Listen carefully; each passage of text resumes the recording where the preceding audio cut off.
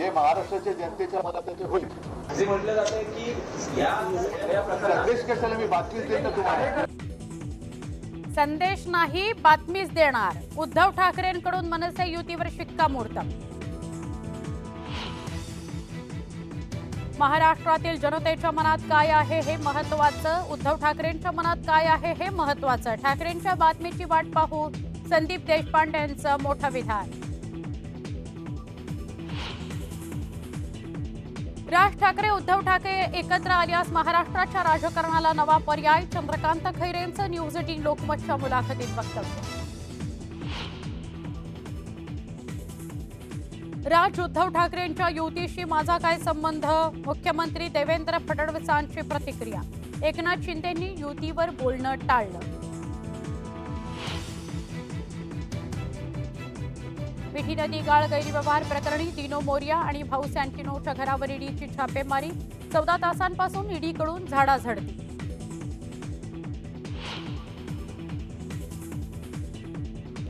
गडचिरोलीमध्ये कोट्यवधींचं बक्षीस असलेल्या 12 माओवाद्यांचं मुख्यमंत्र्यांसमक्ष आत्मसमर्पण. आणि आत्मसमर्पण केलेल्या माओवाद्यांच्या लग्न सोहळ्याला मुख्यमंत्र्यांची उपस्थिती.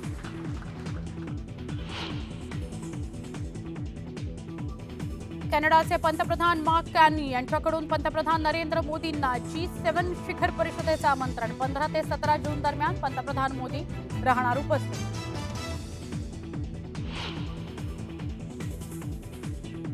राज्यात पुन्हा एकदा पाऊस सक्रिय होण्याची शक्यता. हवामान खात्यानं वर्तवला अंदाज. उकाड्यानं हैराण झालेल्या नागरिकांना दिलासा मिळण्याची शक्यता.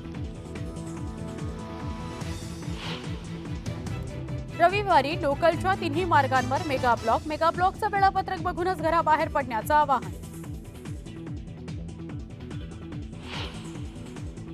देशात बकरी ईदचा उत्साह. दिल्लीसह देशभरात ठिकठिकाणी मुस्लिम बांधवांनी एकत्र येत केलं नमाज पठण.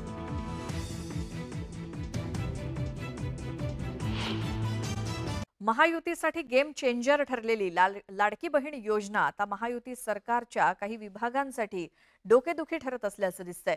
कारण लाडकी बहीण योजनेसाठी पुन्हा एकदा सामाजिक न्याय आणि आदिवासी विकास विभागाचा निधी वळवल्याचं समोर आलंय. त्यामुळे लाडकी बहीण योजनेमुळे सामाजिक न्याय आणि आदिवासी विकास विभागाला कडकी लागल्याचं दिसतंय.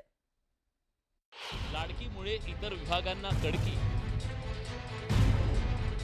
सामाजिक न्याय आदिवासींची तक्रार.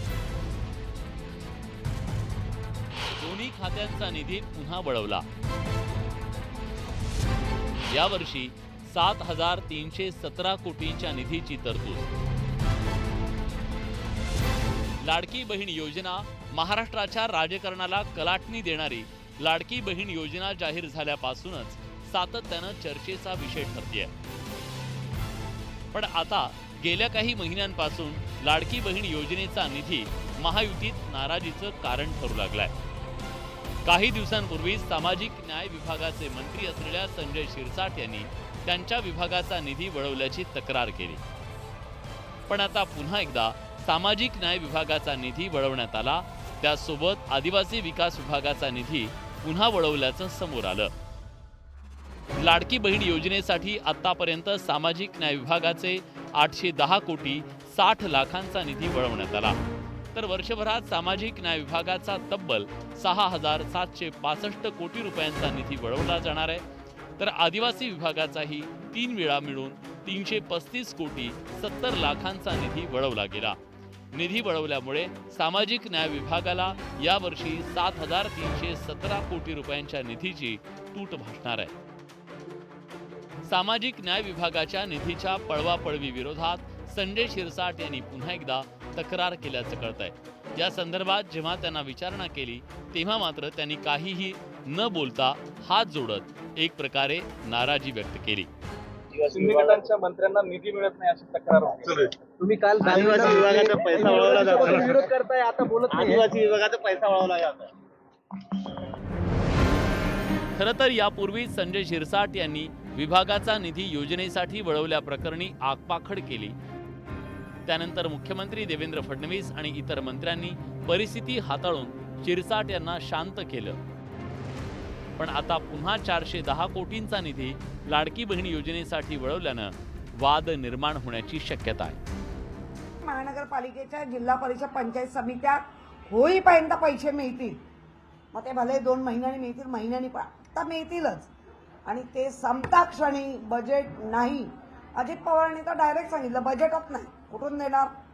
आणि ते जे मंत्री आहेत सगळे, ज्यांच्या खात्यातून एवढे हजार करोड त्यांना न विचारता देता येईल. जनतेने आम्हाला निवडून दिलेले आहे.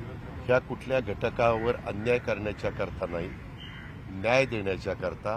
गेल्या वर्षी माझ्या सामाजिक न्याय विभागाला आणि आमच्या आदिवासी विकास विभागाला जो काही निधी दिलेला होता त्याच्यात 39 ते 41% आपण वाढ केली. काही जण बोलून जातात, परंतु त्याच्यात हे निर्णय होतात हे पूर्ण मंत्रिमंडळ घेत असतं.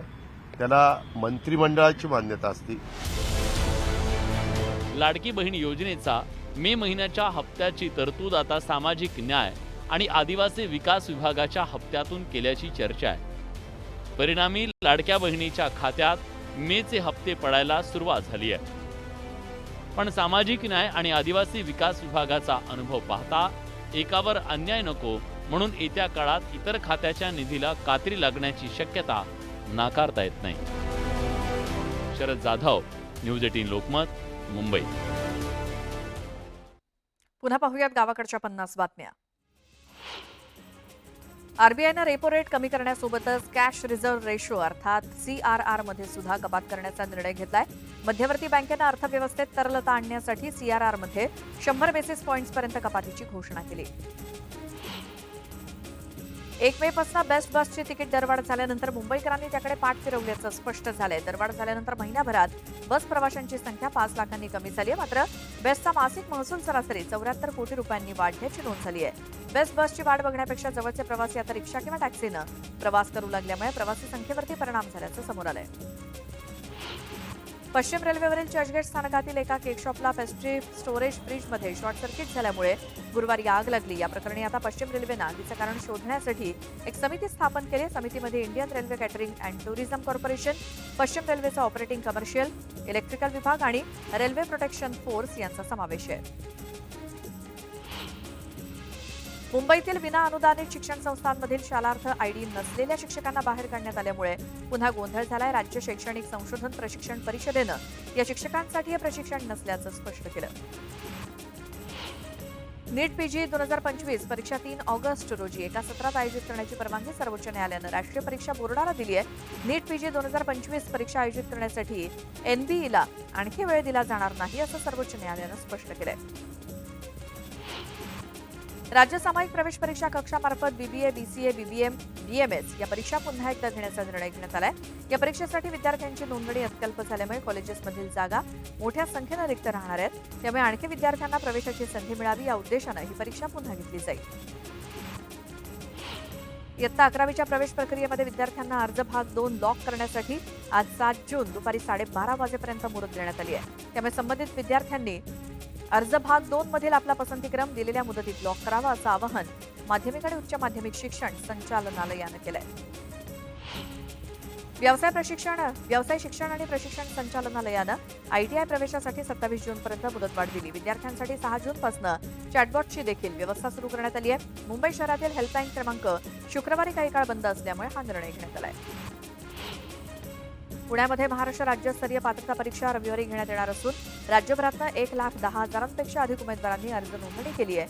या उमेदवारांना त्यांच्या लॉग इनमध्ये प्रवेशपत्र उपलब्ध करून देण्यात आलं असून परीक्षा ऑफलाईन पद्धतीनं घेतली जाणार आहे. गेल्या काही दिवसांपासून सुट्टीवर असलेला पाऊस पुन्हा सक्रिय होण्याची शक्यता हवामान खात्यानं वर्तवली आहे. त्यामुळे उकाड्यानं हैराण झालेल्या मुंबईकरांना काहीसा दिलासा मिळू शकेल. हवामान खात्याच्या अंदाजानुसार 12 ते 13 जूनपर्यंत महाराष्ट्रासह मध्य भारतातील काही भागात पाऊस पडण्याची शक्यता आहे. येत्या 5 ते 6 दिवसात राज्यात मेघगर्जनेसह पाऊस पडण्याचा अंदाज आहे. सोलापूर जिल्ह्यातील वरदायीने ठरलेल्या उजनी धरणाची पाणी पातळी संथ गतीनं वाढते. धरणात सध्या 80.84 TMC पाणीसाठा जमा झालाय. विकास कामांमध्ये अडथळा आणणाऱ्या आमदारांना पंकजा मुंडेंनी इशारा दिलाय. निधी अडवला जात असल्याचे प्रकार अजिबात सहन करणार नाही. कुणी अडवणूक करत असेल तर रेकॉर्डवरती घ्या आणि अजित पवारांसमोर मांडा, अशा सूचना पंकजा मुंडेंनी केल्या आहेत.